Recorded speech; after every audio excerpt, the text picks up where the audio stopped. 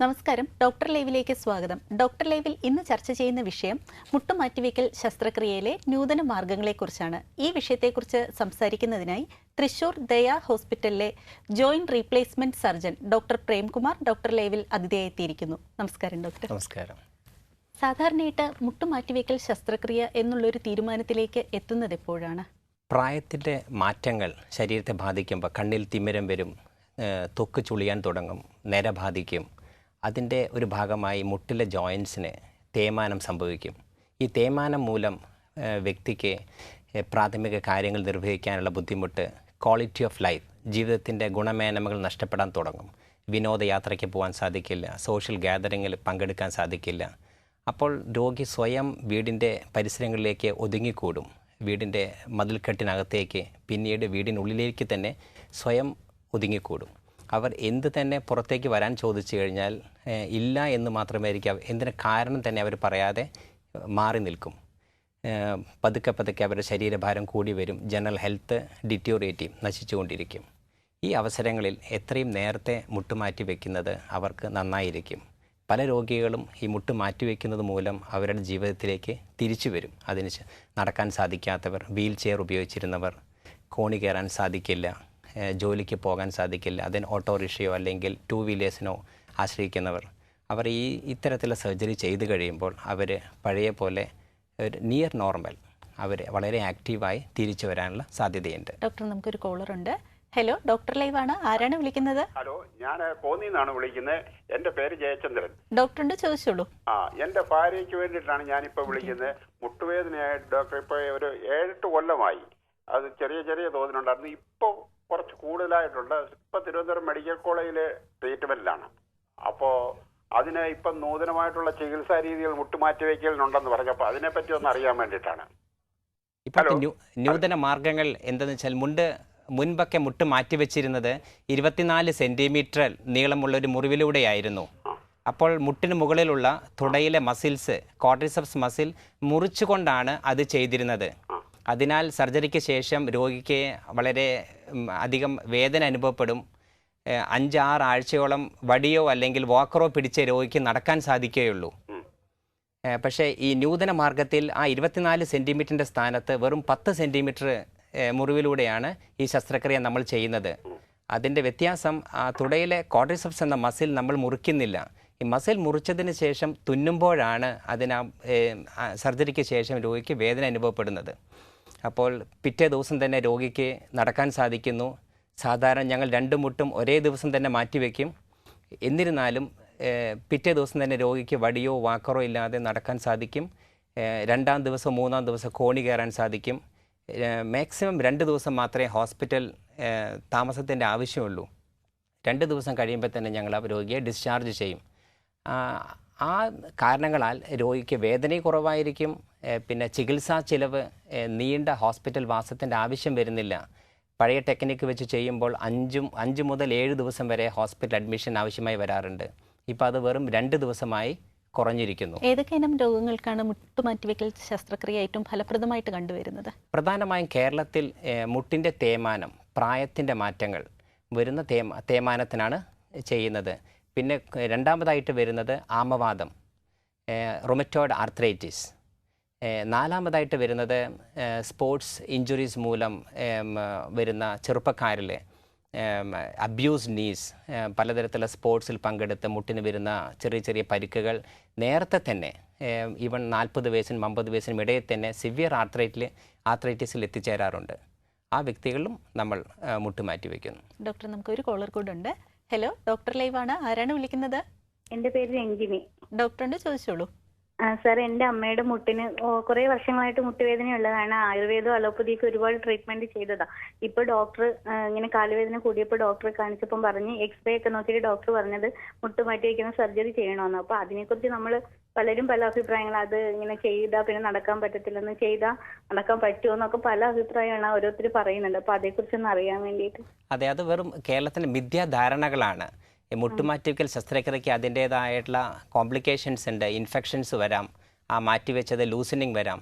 പക്ഷേ ഈ മോഡേൺ ടെക്നോളജിയുടെ റിഫൈനിങ് വന്നപ്പോൾ ഈ ഫെയിലിയർ റേറ്റ്സ് 0.01% വളരെയധികം കുറഞ്ഞിരിക്കുകയാണ്. അപ്പോൾ ധൈര്യമായിട്ട് നിങ്ങൾക്ക് ഈ മുട്ടുമാറ്റുകൾ ശസ്ത്രക്രിയ പ്രോഗ്രാമായി മുന്നോട്ട് പോകാവുന്നതാണ്. അത് നമുക്ക് എവിടെയൊക്കെ ചെയ്യാൻ പറ്റും? കേട്ടില്ല. ഏതൊക്കെ ഹോസ്പിറ്റലാണ്? അല്ല, അത് നിങ്ങൾ താമസിക്കുന്ന പരിസരങ്ങളിലെ ഹോസ്പിറ്റൽസ് നമ്മൾ അന്വേഷിച്ച് കണ്ടുപിടിക്കണം. ഇന്ന് കേരളത്തിലുള്ള എല്ലാ മികച്ച ആശുപത്രികളിലും മുട്ടുമാറ്റുകൾ ശസ്ത്രക്രിയ നടക്കുന്നുണ്ട്. പല സെൻറ്ററിലും പല രീതിയിലാണ് അത് ചെയ്യുന്നത്. ചെയ്യുന്ന രീതിയിലുള്ള വ്യത്യാസങ്ങൾ മാത്രമേ ഉള്ളൂ. എല്ലാവരും ചെയ്യുന്നത് മുട്ടുമാറ്റിവെക്കൽ ശസ്ത്രക്രിയ തന്നെയാണ്. ഡോക്ടർ ലൈവിലേക്ക് വിളിച്ചതിന് നന്ദി. ഡോക്ടർ ഏതൊക്കെ തരത്തിലാണ് മുട്ടുമാറ്റിവെക്കൽ ശസ്ത്രക്രിയകൾ നടത്തുന്നത്? മുട്ടുമാറ്റി ശസ്ത്രക്രിയയിലെ ഇംപ്ലാന്റ് ഡിസൈനിൽ പ്രത്യേകിച്ച് 2 വ്യത്യാസമാണ്. ഒന്ന് മൊബൈൽ ബെയറിംഗ് നീ എന്ന് വെച്ചാൽ ഇതാണ് മൊബൈൽ ബെയറിംഗ് നീ. ഈ നീ മുട്ട് മടക്കുന്നതിനും മുട്ട് നിവർത്തുന്നതിനും സാധിക്കും. പക്ഷെ അതിൻ്റെ കൂടെ ഈ മുട്ടിനെ തിരിയാനും സാധിക്കും. ഇതാണ് മൊബൈൽ ബെയറിംഗ് നീ. മുൻപുള്ള ഡിസൈൻസിൽ അതിനെ ഫിക്സ്ഡ് ബെയറിംഗ് എന്ന് പറയും. ഫിക്സ്ഡ് ബെയറിങ്ങിൽ മുട്ട് മടക്കാനും നിവർത്താനും മാത്രമേ നമുക്ക് സാധിക്കുകയുള്ളൂ. ഇവിടെ മുട്ട് മടങ്ങുന്നതിനും മുട്ട് നിവർത്തുന്നതിനും സാധിക്കും. ഈ തിരിച്ചൽ ഈ ഡിസൈനിലില്ല. വേറൊരു വ്യത്യാസം വരുന്നത് മുട്ടിനകത്തുള്ള ligaments, posterior cruciate ligament PCL എന്ന് പറയുന്ന ലിഗമെൻറ്റ്സിനെ മുറിച്ച് കളഞ്ഞും മുറിച്ച് കളയാതെയും മുട്ടിനെ മാറ്റിവെക്കാം. അതുകൊണ്ട് രോഗികൾക്ക് ഗുണങ്ങളുണ്ട്. അത് ഏത് രോഗിയിലാണ് ഈ ലിഗമെൻ്റ് വെക്കേണ്ടത്, ഏതിലാണ് എടുത്ത് കളയേണ്ടതെന്ന് ചികിത്സിക്കുന്ന ഡോക്ടറാണ് നിശ്ചയിക്കുന്നത്. സുദീർഘമായിട്ടുള്ള ആശുപത്രി വാസം ആവശ്യമുള്ള ചികിത്സാ രീതിയാണോ ഇത്? മുൻപൊക്കെ 5 ദിവസം മുതൽ 7 ദിവസം വരെ ഹോസ്പിറ്റൽ വാസം ഇതിനാവശ്യമായിരുന്നു. 1-2 ദിവസം ICU അഡ്മിഷൻസും. ഇപ്പം ഞങ്ങളുടെ പുതിയ രീതി 10 സെൻറ്റിമീറ്റർ താഴെയുള്ള മുറിവിലൂടെ മുട്ട് മാറ്റിവെക്കുമ്പോൾ അതിന് മിനിമലി ഇൻവേസീവ് ടെക്നിക്ക് എന്ന് പറയുന്നു. അതിൽ ഈ മുട്ടിന് മുകളിലുള്ള ക്വാഡ്രിസെപ്സ് മസിൽസിനെ നമ്മൾ കട്ട് ചെയ്യുന്നില്ല. അതിനാൽ രോഗിക്ക് പിറ്റേ ദിവസം തന്നെ ഒരു സഹായവുമില്ലാതെ രോഗിക്ക് നടക്കാൻ സാധിക്കുന്നു.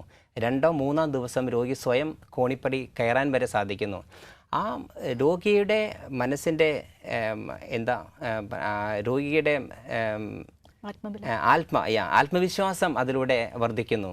മുൻപ് മുട്ട് മാറ്റിവെച്ച് കഴിഞ്ഞാൽ 5-6 ആഴ്ചയെടുക്കും നടക്കാൻ വേണ്ടി എന്ന് വിശ്വസിച്ചിരുന്ന രോഗി പിറ്റേ ദിവസം തന്നെ നടക്കാൻ തുടങ്ങുമ്പോൾ ആ ആത്മവിശ്വാസം തന്നെ രോഗി ഡിസ്ചാർജ് ചെയ്യാൻ സ്വയം തയ്യാറാവുന്നു.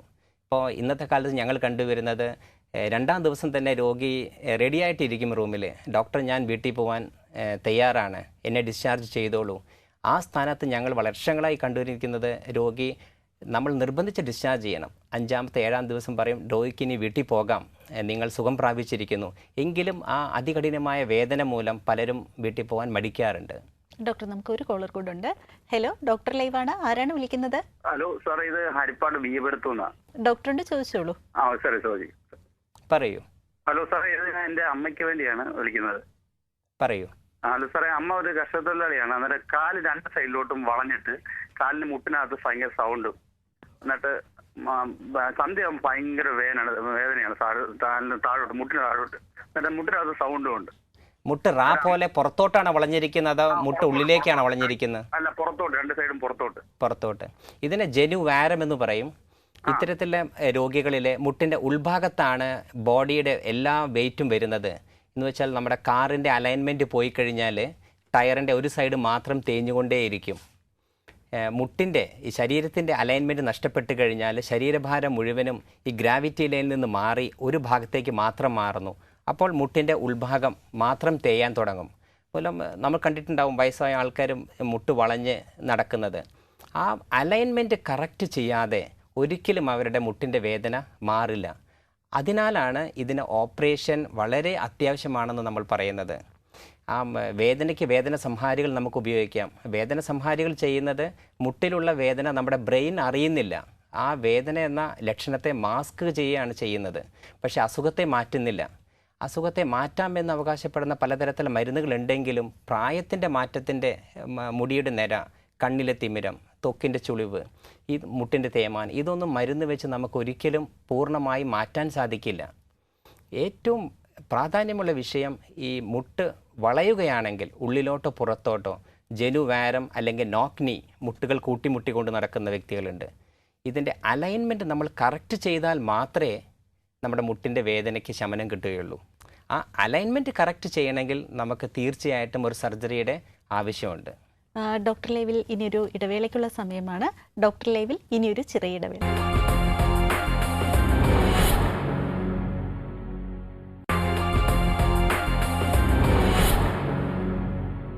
ഡോക്ടർ ലൈവ് തുടരുന്നു. മുട്ടുമാറ്റിവെക്കൽ ശസ്ത്രക്രിയയിലെ നൂതന രീതികളെക്കുറിച്ചാണ് ഇന്ന് ഡോക്ടർ ലൈവ് ചർച്ച ചെയ്തുകൊണ്ടിരിക്കുന്നത്. ഡോക്ടർ, ഏതൊക്കെ രീതിയിലാണ് മുട്ടുമാറ്റിവെക്കൽ ശസ്ത്രക്രിയ നടത്തുന്നതെന്ന് പറഞ്ഞിരുന്നു.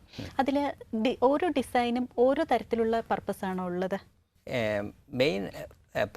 വളരെ മെയിനായിട്ടുള്ള ഡിഫറൻസ് ഹൈ ഫ്ലെക്സ് നീ, പിന്നെ അധികം മടങ്ങാത്ത മുട്ട്. ഇതാണ് ഹൈ ഫ്ലെക്സ് നീ ഡിസൈൻസിൻ്റെ പ്രത്യേകത. ശസ്ത്രക്രിയയ്ക്ക് ശേഷം ആ ഡിസൈൻ തന്നെ രോഗിക്ക് കൂടുതൽ മടക്കാൻ സഹായിക്കുന്നു. ഇപ്പോൾ സർജറിക്ക് മുൻപ് രോഗിക്ക് 90 ഡിഗ്രിയെ മുട്ട് മടങ്ങിയിരുന്നുള്ളൂ. 0 മുതൽ 90 ഡിഗ്രി മടങ്ങിയിരുന്ന മുട്ട് ഈ ഹൈ ഫ്ലെക്സ് ഡിസൈൻസ് ഉപയോഗിക്കുമ്പോൾ 90-ൽ കൂടുതൽ കിട്ടാനുള്ള സാധ്യതകളുണ്ട്.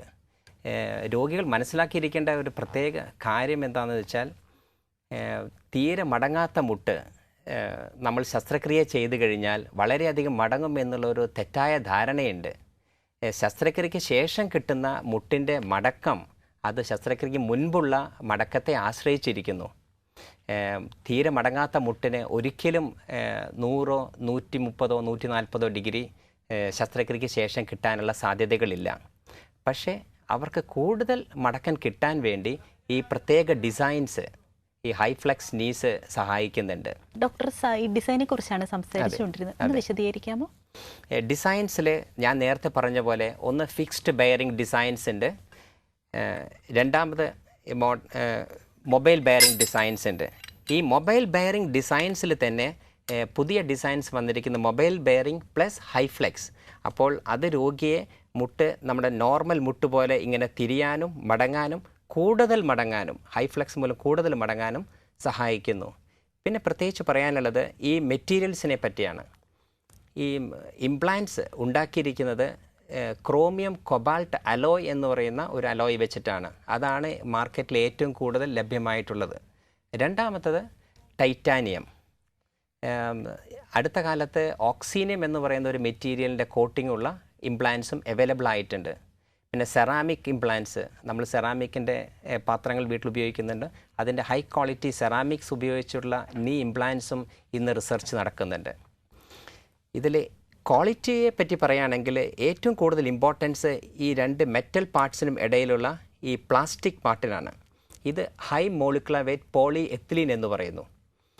ഇതിൻ്റെ ഘടന അനുസരിച്ച് ഇതിനെ highly cross linked, normally cross linked എന്നൊക്കെ പറയും. എന്ന് വെച്ചാൽ നമ്മൾ മെക്കാനിക്കൽ എൻജിനീയറിംഗിൽ ഉപയോഗിക്കുന്ന പ്ലാസ്റ്റിക് ഇത് തന്നെ പല മെഷീൻസിൽ ഉപയോഗിക്കുന്നുണ്ട്. അതിനൊക്കെ ഹൈലി ക്രോസ് ലിങ്ക്ഡ് പോളിയാണ് ഉപയോഗിക്കുന്നത്. പറയുന്നത് എബവ് 9 മെഗാപാസ്കൽസ്. മനുഷ്യ ശരീരത്തിൽ 3 മുതൽ 5 മെഗാപാസ്കൽസ് വരെയുള്ള പോളിയെത്തിലീൻ ആയാലും ഉപയോഗിക്കാം.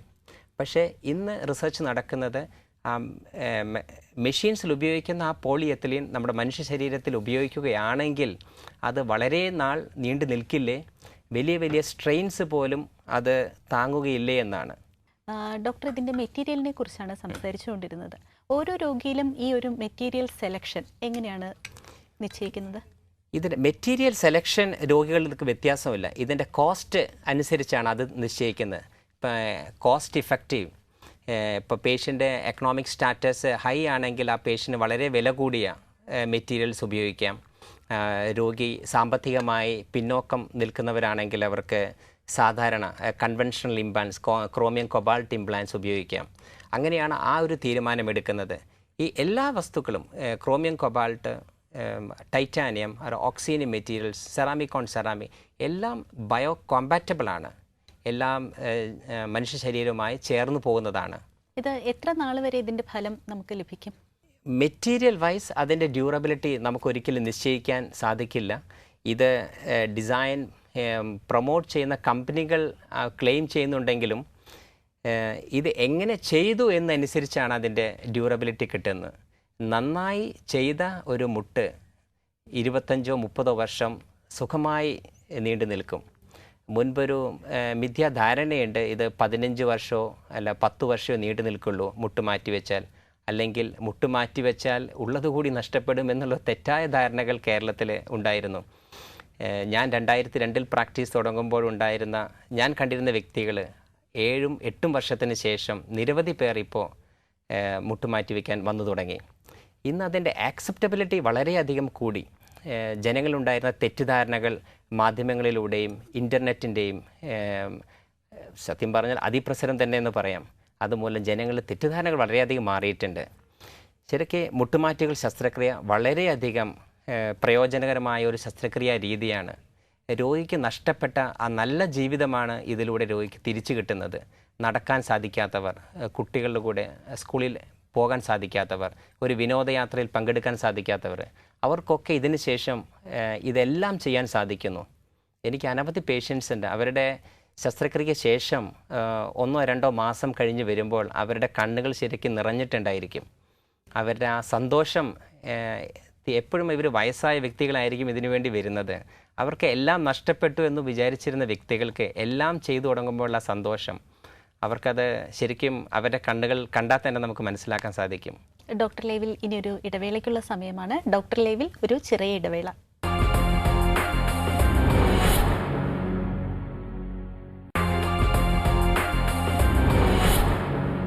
ഡോക്ടർ ലൈവ് തുടരുന്നു. മുട്ടുമാറ്റിവയ്ക്കൽ ശസ്ത്രക്രിയയെക്കുറിച്ചാണ് ഇന്ന് ഡോക്ടർ ലൈവ് ചർച്ച ചെയ്തുകൊണ്ടിരിക്കുന്നത്. ഡോക്ടർ, നമുക്കൊരു കോളർ കൂടെ ഉണ്ട്.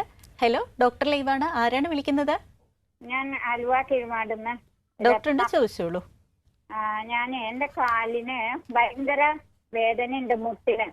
അതെ. 2 ഹോസ്പിറ്റലിൽ പോയി, അമൃതയിലും ഇവിടെ രാജഗിരി ഹോസ്പിറ്റലിലും പോയി കണ്ടു. അതെ. അവര് രണ്ടുപേരും പറഞ്ഞത് ഓപ്പറേഷൻ വേണമെന്നാണ്. അതെ. അവിടെ വീട്ടിലാരും ഇല്ലാത്തതുകൊണ്ട് ഓപ്പറേഷൻ ചെയ്യാനൊരു വിഷമമുണ്ട്. അപ്പൊ വേറെ എന്ത് മാർഗമല്ലേന്നൊന്നും അറിയാൻ വേണ്ടിയാണ് വിളിച്ചത്. മുട്ട് മാറ്റി വെക്കാതെ ഉള്ള മാർഗം, മുട്ടിൻ്റെ വേദന നമ്മുടെ മാറണമെങ്കിൽ വേദന സംഹാരി കഴിക്കേണ്ടി വരും. വേദന സംഹാരികൾ എന്നും കഴിച്ചുകൊണ്ടിരുന്നാൽ ഈ വേദന സംഹാരി മൂലമുള്ള കിഡ്നിയുടെ അസുഖങ്ങൾ വരാനുള്ള സാധ്യതയുണ്ട്. അതിനെയാണ് അനാൽജസിക് നെഫ്രോപ്പതി എന്ന് പറയുന്നത്. വേദന സംഹാരി മൂലം കിഡ്നി നാശമായ രോഗികളാണ് ഇന്ന് കേരളത്തിൽ വളരെ അധികം ഉള്ളത്. ഇതിൻ്റെ ഈ വേദനയ്ക്ക് വേണ്ടി പാരസെറ്റമോൾ മാത്രമേ കഴിക്കാവൂ. വലിയ വേദന സംഹാരികൾ നിത്യം ഉപയോഗിക്കരുത്. അത് ഉപയോഗിക്കുമ്പോൾ അമ്മയ്ക്ക് വേദന വളരെയധികം കുറവുണ്ടായിരിക്കും. പക്ഷെ അത് വിചാരിച്ച് എന്നും കഴിച്ചുകൊണ്ടിരുന്നാൽ അത് വളരെയധികം അമ്മയ്ക്ക് ദോഷം ചെയ്യും. ഞാൻ ഒന്നും കഴിക്കില്ല. ഞാൻ കുറച്ച് ആയുർവേദം നോക്കി, പക്ഷെ അത് കുറവില്ല, ഒട്ടും കുറയില്ല. നല്ലത് തന്നെ. മുട്ട് മാറ്റിവെക്കാൻ ഒത്തിരി ആൾക്കാരുടെ ആവശ്യമൊന്നും അമ്മയ്ക്ക് ഇല്ല. ഹോസ്പിറ്റലിൽ 2-3 ദിവസമേ അമ്മയ്ക്ക് കിടക്കേണ്ടി വരുള്ളൂ. ശസ്ത്രക്രിയയ്ക്ക് ശേഷം അമ്മയുടെ കാര്യങ്ങൾ നോക്കാൻ വേറെ ആരും വേണ്ട. അമ്മയ്ക്ക് എല്ലാ കാര്യം സ്വയം ചെയ്യാൻ സാധിക്കും. നമുക്ക് സ്വയം നടക്കാം, ഭക്ഷണം കഴിക്കാനും ബാത്റൂമിൽ പോകാനും ആരുടെയും സഹായത്തിൻ്റെ ആവശ്യമില്ല. കാല് മടക്കാൻ സാധിക്കും, നിവർത്താൻ സാധിക്കും, സ്വയം കട്ടിൽ കയറാനും ഇറങ്ങാനും കോണി കയറാനും ഒക്കെ സാധിക്കും. പക്ഷേ വീട്ടിലെ ജോലികൾ ചെയ്യാൻ 1 മാസത്തോളം വേറെ വ്യക്തികളെ നമുക്ക് ആശ്രയിക്കേണ്ടി വരും. അമ്മയുടെ കാര്യങ്ങൾ നോക്കാൻ വേറൊരു വ്യക്തിയുടെ ആവശ്യമില്ല. ഡോക്ടർ ലൈവിലേക്ക് വിളിച്ചതിന് നന്ദി. ശസ്ത്രക്രിയയെക്കുറിച്ചും അതിന്റെ ബുദ്ധിമുട്ടുകളെ കുറിച്ചും കൂടെ ഒന്ന് പറയാമോ? ഇത്തരത്തിലുള്ള രോഗികൾക്കാണ് ഈ നൂതന ശസ്ത്രക്രിയാ മാർഗം ഗുണം ചെയ്യുന്നത്. ഇപ്പോൾ ഈ അമ്മയ്ക്ക് നമ്മൾ വെറും 10 സെൻറ്റ് മിനിമലി ഇൻവേസീവ് ടെക്നിക്ക് ഉപയോഗിക്കുകയാണെങ്കിൽ ഹോസ്പിറ്റലിൽ 1-2 ദിവസത്തിൻ്റെ ആവശ്യമുള്ളൂ. ഇപ്പം ഞങ്ങൾ ഇന്ന് ഓപ്പറേഷൻ ചെയ്ത നാളെ ഈവനിങ്ങിൽ തന്നെ രോഗിയെ നമ്മൾ വീട്ടിലേക്ക് പറഞ്ഞയക്കും. ആ രോഗിക്ക് സ്വയം നടക്കാൻ സാധിക്കുന്നുണ്ട്. വടിയോ വാക്കറോ ഒന്നും ഉപയോഗിക്കേണ്ട ആവശ്യമില്ല. അവരെ മുൻപൊക്കെ നമ്മൾ രോഗി ഇരുന്നാൽ എണീക്കണമെങ്കിൽ പിടിച്ചെണീക്കണം, നടക്കണമെങ്കിൽ ആരെങ്കിലും കൈ പിടിക്കണം, അല്ലെങ്കിൽ വാക്കർ പിടിക്കണം. ഇപ്പോൾ അതിൻ്റെ ഒന്നും ആവശ്യമില്ല. അപ്പോൾ ആ രോഗിക്ക് ഹോസ്പിറ്റലിൻ്റെ സ്റ്റേ വളരെ 1-2 ദിവസമായിട്ട് കുറഞ്ഞിരിക്കുന്നു. അതിനാൽ ആ രോഗിക്ക് ഈ ചികിത്സ തേടുന്നതിൽ ഒരു തെറ്റുമില്ല. ഇത് കഴിഞ്ഞിട്ട് എന്തെങ്കിലും ബുദ്ധിമുട്ടുകൾ ഉണ്ടാകാനുള്ള സാധ്യതയുണ്ടോ? മിനിമലി ഇൻവേസീവ് ടെക്നിക്ക് ആണെങ്കിൽ പോലും സർജറിക്ക് ശേഷം വേദന ഉണ്ടായിരിക്കും. പക്ഷേ പഴയ ടെക്നിക്ക് വെച്ച് നമ്മൾ താരതമ്യപ്പെടുത്തുമ്പോൾ 50% കുറവായിരിക്കും വേദന. പിന്നെ മിനിമം 5-6 ആഴ്ച വരെ ചെറിയൊരു വേദന മുട്ടിനുള്ളിൽ എപ്പോഴും ഉണ്ടായിരിക്കും. ഈ ത്വക്ക്, ഈ സ്കിൻ പെട്ടെന്ന് ഹീൽ ചെയ്യും. 10-12 ദിവസങ്ങൾക്കുള്ളിൽ ഉണങ്ങിയാൽ 12-ാം ദിവസം നമുക്ക് സ്കിൻ സ്റ്റിച്ചസ് എല്ലാം എടുത്ത് മാറ്റാൻ സാധിക്കും.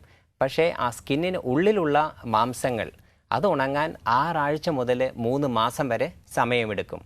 ആ കാലഘട്ടത്തിൽ രോഗിക്ക് ചെറിയ രീതിയിൽ വേദനയുണ്ടായിരിക്കും. ആ വേദന രാത്രികാലങ്ങളിലായിരിക്കും കൂടുതൽ. പക്ഷേ അതിനെ ഒരു പാരസെറ്റമോളോ ദോഷം ചെയ്യാത്ത ട്രെമഡോൾ പോലുള്ള വേദന സംഹാരികൾ അതൊരിക്കലും നമ്മുടെ കിഡ്നിയെയോ മറ്റ് അവയവങ്ങളെ ബാധിക്കുന്നില്ല. അത് കഴിക്കുകയാണെങ്കിൽ ആ 2-3 മാസക്കാലം രോഗിക്ക് വളരെ സുഖമായി മുന്നോട്ട് പോകാവുന്നതാണ്. കമ്പ്യൂട്ടർ നാവിഗേഷൻ ഉപയോഗിച്ചുള്ള ശസ്ത്രക്രിയയെ കുറിച്ചൊന്ന് പറയാമോ? കമ്പ്യൂട്ടർ നാവിഗേഷൻ നമ്മളെ ഹെൽപ്പ് ചെയ്യുന്നത് ഒരു സർജൻ്റെ സബ്ജക്റ്റീവ് ഇറർ, ഒരു ഡോക്ടർ എത്ര തന്നെ വിദഗ്ധനായാലും അദ്ദേഹത്തിൻ്റെ കൈകളിൽ നിന്ന് വരാവുന്ന തെറ്റുകൾ ഈ കമ്പ്യൂട്ടർ നാവിഗേഷൻ പരിഹരിക്കുമെന്നാണ് പറയുന്നത്. എങ്കിൽ നമ്മൾ മനസ്സിലാക്കേണ്ട ഒരു കാര്യം, ഈ കമ്പ്യൂട്ടറിന് പിന്നിലും അതേ ഡോക്ടറുടെ ബ്രെയിൻ തന്നെയാണ് പ്രവർത്തിക്കുന്നത്. കമ്പ്യൂട്ടർ നമ്മളെ സഹായിക്കുന്നു ആ ശസ്ത്രക്രിയയുടെ പ്രിസിഷൻ, അതിൻ്റെ കൃത്യത പാലിക്കാൻ വേണ്ടി. അത് തീർച്ചയായും കമ്പ്യൂട്ടർ നാവിഗേഷൻ വളരെ നല്ല ഒരു ശസ്ത്രക്രിയ രീതിയാണ്. ശസ്ത്രക്രിയ കഴിഞ്ഞിട്ട് ശ്രദ്ധിക്കേണ്ട കാര്യങ്ങളെക്കുറിച്ചുകൂടെ ഒന്ന് പറയാമോ? ഈ ശസ്ത്രക്രിയയ്ക്ക് ശേഷം നമ്മൾ ഏത് ഡിസൈൻ ഇംപ്ലാൻസ് ഉപയോഗിച്ചാലും നമ്മുടെ ചിലപ്പോൾ മുട്ട് 120 മുതൽ 140 ഡിഗ്രി വരെയൊക്കെ മടക്കാൻ സാധിക്കും. എൻ്റെ പല പേഷ്യൻസും എസ്പെഷ്യലി മുസ്ലിംസ് അവർ നിസ്കരിക്കാൻ വേണ്ടി ശ്രമിക്കാറുണ്ട്. അത് സാധിക്കുമെങ്കിലും അങ്ങനെ ചെയ്യാതിരിക്കുന്നതാണ് നല്ലത്. അത്രയും വലിയൊരു ലോഡ് ഈ ഇംപ്ലാൻസ് കുറേ കാലം താങ്ങുകയില്ല. അപ്പോൾ അതിനത് ലൂസനിങ് വരാനുള്ള സാധ്യതയുണ്ട്. അതിനാൽ നിലത്ത് ചമ്പരം പടിഞ്ഞിരിക്കുക അല്ലെങ്കിൽ നമസ്കരിക്കാനുള്ള പൊസിഷനിലിരിക്കുന്നതൊന്നും ഈ ശസ്ത്രക്രിയയ്ക്ക് ശേഷം നല്ലതല്ല. പക്ഷേ എത്ര വേണമെങ്കിലും നടക്കാം. ഗോൾഫ് പോലെയുള്ള കളികൾ, നമുക്ക് സ്വിമ്മിങ്ങിന് പോകാം. പക്ഷേ ഫുട്ബോളോ ഷട്ടിൽ ബാഡ്മിൻ്റൺ ഇതൊന്നും കളിക്കുന്നത് മുട്ടുകൾക്ക് നല്ലതല്ല. പക്ഷേ എൻ്റെ പല പേഷ്യൻസും 2 മുട്ടും മാറ്റിവെച്ചതിന് ശേഷം ഷട്ടിൽ കളിക്കുന്ന വ്യക്തികളുണ്ട്. ഇവൻ വളരെ പ്രസിദ്ധരായ പ്രീസ്റ്റുകൾ അത് ചെയ്യുന്നുണ്ട്. പക്ഷെ അവരുടെ അവകാശം, എനിക്കത് സാധിക്കുന്നു, എനിക്കിപ്പോഴല്ലേ ഡോക്ടറെ പറ്റുള്ളൂ എന്നുള്ളതാണ്. പക്ഷേ ഞങ്ങൾ അവരെ എപ്പോഴും റിമൈൻഡ് ചെയ്യാറുണ്ട്, അതൊന്നും ഒരിക്കലും അഡ്വൈസബിൾ അല്ല. അത് ഇംപ്ലാൻസിൻ്റെ ലൈഫ് കുറയ്ക്കാൻ കാരണമാകും. ഡോക്ടർ ലൈവിൻ്റെ സമയം ഇന്നിവിടെ പൂർണ്ണമാവുകയാണ്. മുട്ടുമാറ്റിവെക്കൽ ശസ്ത്രക്രിയയിലെ നൂതന മാർഗങ്ങളെക്കുറിച്ചായിരുന്നു ഇന്ന് ഡോക്ടർ ലൈവിൽ ചർച്ച ചെയ്തത്. നന്ദി, നമസ്കാരം.